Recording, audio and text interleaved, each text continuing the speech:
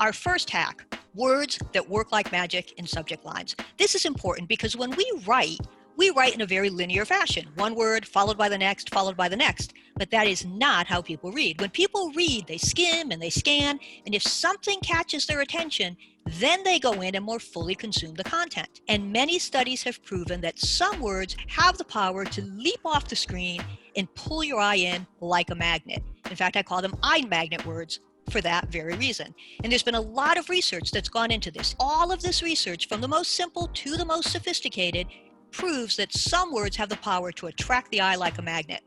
So what are those words?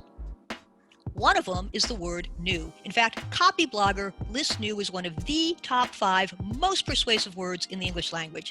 And here's why. The human brain is hardwired to seek out the new and novel. We're hardwired to seek out the new and novel because when we think we've found it, it releases dopamine, and that is the feel-good chemical. It feels really good, and as a result, we're constantly jonesing for that next hit of dopamine. We're constantly looking for the next new thing. So anytime you can use the word new or any of the family of new words, new, now, introducing, announcing, finally, soon, those are great eye magnet words. Next eye magnet word, free. As a matter of fact, according to Sidekick, you can get a 10% increase in your opening rate if you use the word free. Now, there was a time when free would trip up the spam filters. That's no longer the case. World Data, which analyzes 6 billion emails every year, has found that free has been the top performing subject line word for the last 4 or 5 years. So definitely free is good to use. Here's why it's so important.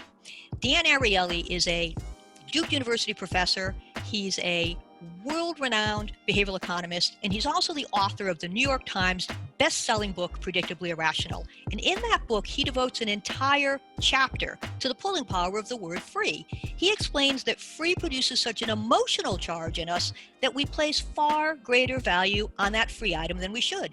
If it was even a few cents, we might not be interested, but if it's free, we have to have it. So use the word free.